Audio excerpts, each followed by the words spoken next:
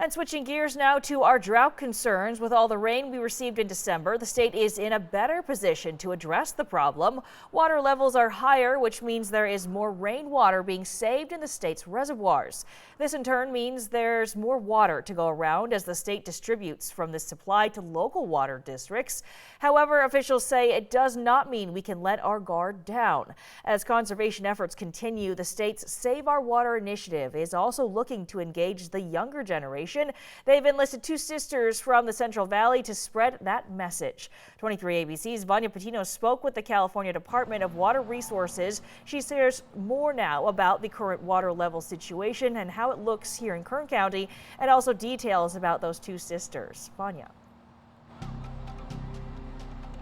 That's right, Keely. Well, the expert I spoke with from the California Department of Water Resources explained that California has some of the most fluctuating rain patterns across the country. Now, we've seen that, right? December was much more wet than we had expected, and now January has been drier than anticipated. Now, the expert says that education on water conservation is really going to help us get through those dry spells.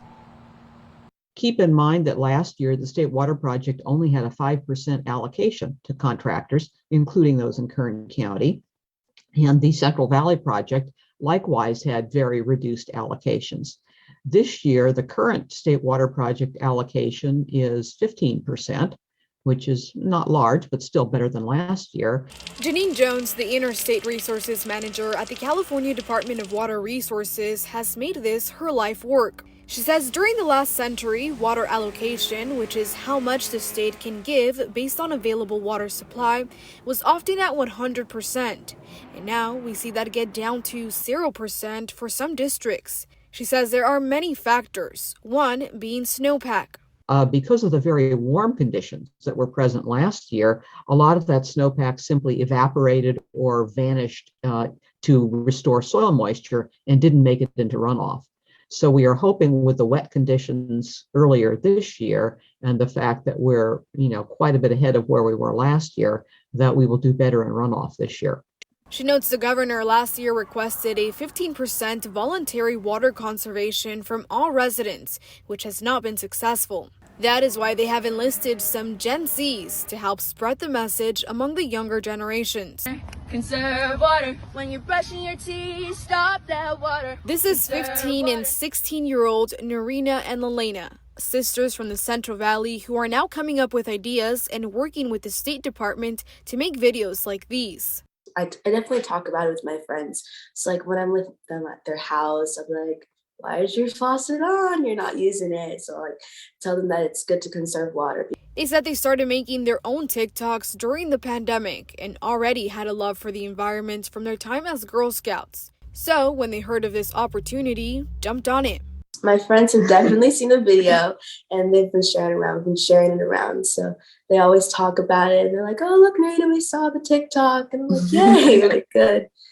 They say this project has not only made their sister bond stronger, but has also instilled some habits. It's not just turning off your water or taking shorter showers. It could simply just be like let's say you wash something outside and you washed it in a bucket. Well, now you could go use this bucket and water some plants. Or instead of maybe just hosing down your driveway, you could just use a brush. And so there's a lot of different ways to conserve water.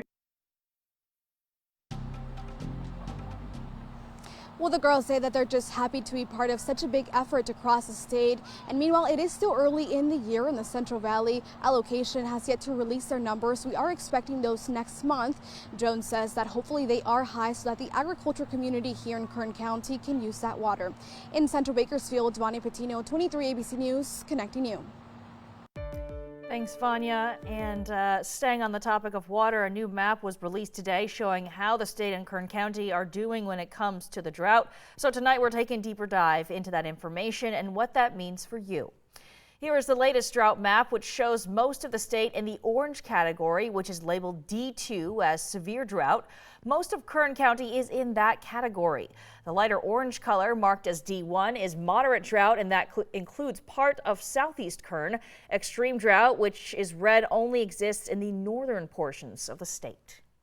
So what do those drought categories that Kern is currently in mean?